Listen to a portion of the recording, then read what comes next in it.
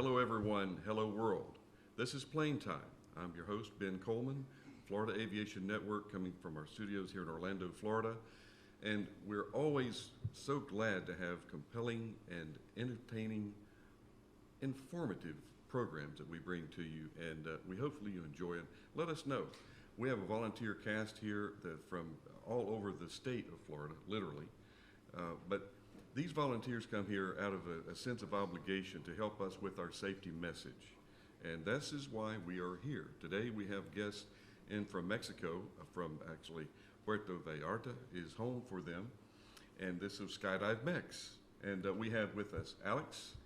Ben, good and day. We have Antonio. Hi, Ben. And these guys, they do something that most people in aviation say, why would you jump out of a perfectly good airplane? And we want to know why these guys choose to jump out of a perfectly good airplane. But tell us, guys, how did you get your start into jumping out of a perfectly good airplane? Where'd you come from? What did you do? Well, actually, we started doing advertising for a skydive company. And after we make the contract, we decided to jump to feel what it was like. And we got in love with this. It's a beautiful sport. It's an amazing experience that everybody should do at least once in a lifetime. At least once? At least, well, we have done around 342 times, but somebody needs to do it at least once. So, this, guys, is really the cusp of what we in aviation call you got bit by the bug. You got the bug of skydiving. And what you have learned since then is what I want to bring to our studio audience and our viewing audience as well. The aspects of safety. When you first started to skydive, what did you do for basically, were you afraid? Were you scared? Did anything concern you? Were you concerned about your safety? Yeah, well, like in aviation, people who haven't flied will be scared of the first flight. In the skydiving, it's the same. You've heard that it's a dangerous thing to do, and at the beginning you're afraid, but once you are doing it continuously, you learn that it's safe because you learn about safety procedures, same as on the airplanes or in aviation. And once you repeatedly or constantly do it, you know that it's a safe sport to do. And usually, guys, it's human nature. It's fear of the unknown. And if you don't know what you don't know, you fear it. So you learn it, and the more you learn about it, just like flying. A lot of people say, wow, flying is dangerous. Well, relatively speaking, no. More people are killed every year in slip and fall bathtub accidents. Or car accidents. Car accidents. But we'll develop that in the second segment. Training. It's so important, and we do use the training aspect quite a bit in aviation, and I'm sure that skydiving is just the same. What do you do for your instructors? I'm sure your staff, you have instructors that without their skill, you can't operate safely. But what type of training do you provide to your folks, and what do they do to stay up on the jumps? Well, there is an association that wrote a couple of books about security, so we learn from them and we do a constantly refresh of that's procedure. So the idea is to do all over again, day by day, the same procedure, so they have it like in the back of their brain. Like a routine. Exactly, like a routine. Wow. And as far as for the skydive, what is the majority of your skydives? Because I'm sure there's a difference. Explain to us. There's free fall and there's tandem. I've heard the term tandem jumps. What does tandem jump really involve? Look, for example, when you are jumping out of the plane, when you are on the plane, you have the control of it. Same thing happens when you are free falling. If you have control of yourself while you're falling, you will be more comfortable doing it. So tandem, as you ask, it's the way that you jump with an instructor, with a professional, that will help you to just enjoy. Like you will not do anything, but enjoy the free fall time. He will be in control of everything: the free fall, the position, the timing, the altitude, deploying the chute. Everything will be under his control. And the free fall as a sport, it's on your own, and there are many disciplines on that. Wow, there's so many terms that I have learned since I've been involved with aviation, and acronyms and this, that, the other. But the term "jump out of an aircraft" is actually a misnomer. Well, you can jump, but typically you fall out of the aircraft. And the term "free fall," falling, in human nature, you fall, you get hurt. You fall off a table, you get hurt. You fall on the floor, you get hurt. But in falling it actually in the sport of falling is to do it safely and competently is really quite a lot of fun. And during our discussion here, Obi and our crew, John Carter, Captain Carter, is going to be dropping in photos as we speak about the art of falling out of an aircraft. And as a matter of fact, I can kind of see a picture right now in my mind that we might be viewing in this program of what it's like to fall out of an aircraft. But if you can do it safely, I compel everyone to do it safely. But is skydiving safe? For sure. It's completely safe. I mean, it's I set you up, Antonio. Remember, I told you I was going to do this. Well, I yes. tell you I was going to do this. That's my Spanish, by the way. But safe is really, if you break down the term safe, is free from harm. Yes. Are we free from harm as we sit here in this studio? No. No. Not really. We're not. Were you free from harm as you drove in today? Not really. Okay. So how can you be free from harm when you're skydiving? Well, you can't, but you can. That's the key. You can't be free from harm, but you have to maintain the lowest possibility to get harm. So that's why you create controls, you create safety systems that will make you more secure and less harm. I'm looking for it to be done safely.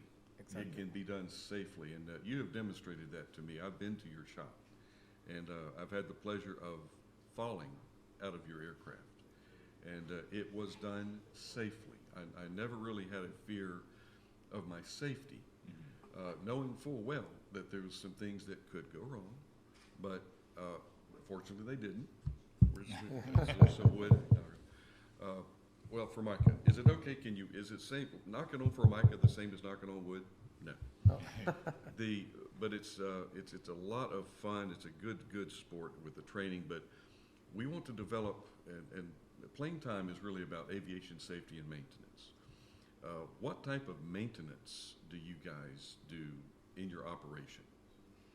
Well, we do have a rigger, which is the person who has certification about all the equipments that we use, and every 6 months we inspect the equipment by a rigger. So he tells us that he signs a bucket. How you say logbook? A logbook. logbook, and he just certifies that everything is in the perfect condition. And he also gives us a check on every instructor. He has a conversation with them, so to realize if they are still in shape and ready to keep doing the tandem jumps. It is also important to say that, for example, you have in your equipment, every 6 months, as you said, is not only the check. If it haven't been used, you have to unfold it and fold it again. So in a perfectly way that when you have a malfunction on your main canopy, on your main parachute, the second one, which is the reserve, will function in a perfect way. So hopefully safely completing the Safely. operation. Exactly. Wow. The maintenance. How about how do you just happen to be at 10,000 feet? How do you get to 10,000 Well, feet? this is how we are connected, because, for example, there is another sport which is base jump, which includes the same equipment that we use, but it's completely different. But in aviation, in skydiving, so we have to be hand to hand with an airplane. So first of all, we have to climb to 10,000 feet or 13,000 feet, and then jump out of it.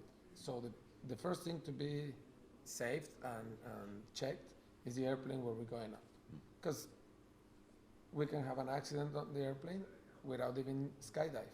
So first thing that have to be safe is the airplane where we're going to jump off.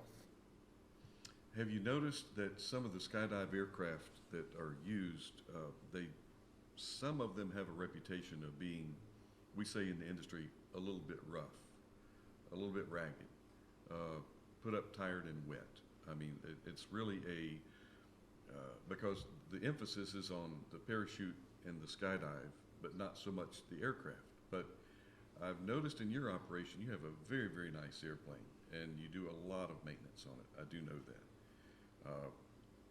This is something that we hope that every operator, and even other operators, your competitors, that see this interview will want to take their level of professionalism up just a little bit to have their aircraft meet the same level of professionalism as your operation.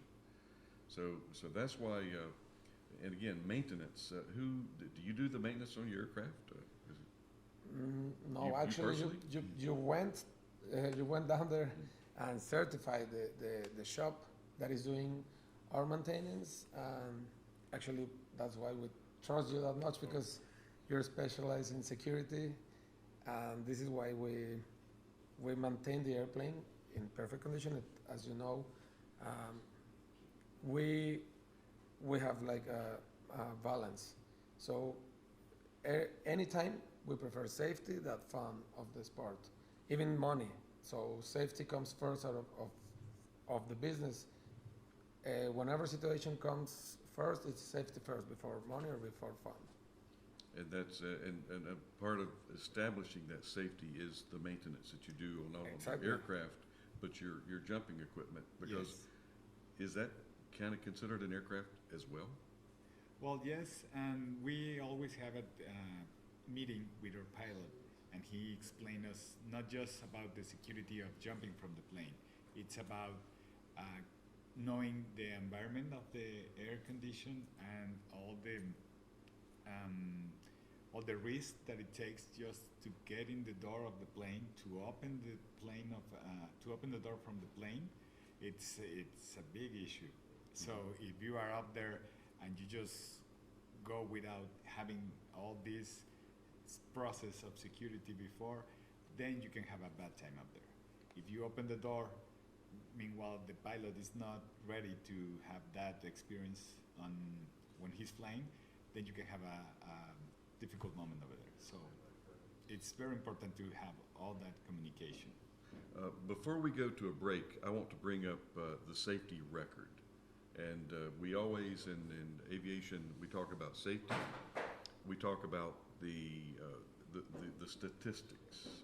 And accident prevention is really what we're all about. That's what drives this whole effort here.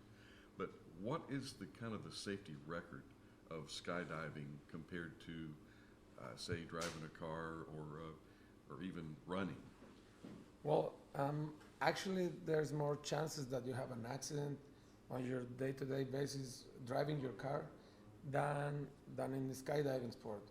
For example, according to the USPA. What is USPA? I don't know this acronym. Well, the USPA is United States Parachute Association, Okay. which is in charge of these controls, safety controls, and this association gives us the guideline to operate our drop zone. So, well, according to the USPA, there has been like 24 fatalities accident in a 3.2 million jumps. So that comes to a 0.0075% of fatality accidents in the sport. Let me wrap my head around this. Wait a minute. 3 million, over 3 million jumps. Yeah, That's correct. that's correct. 24. Yeah, like for example, that comes to 0.0075 per 1,000 jump. that number doesn't mean much to me other than it's very small. Yeah, It it's like I said before, driving your car, it's potentially more willing to have an accident or to be in a situation that you can damage your body, Get hurt. you get hurt in your car, in your. Guys, let's take a quick break because I want to do some reset, and we're going to come back and talk about the growth of the sport. industry, the sport of skydiving, and some youth. We're going to compare it to some other industry, and we're just going to see where the conversation takes us from there. But at this time, let's just take a quick break, and we may have some little special program for you.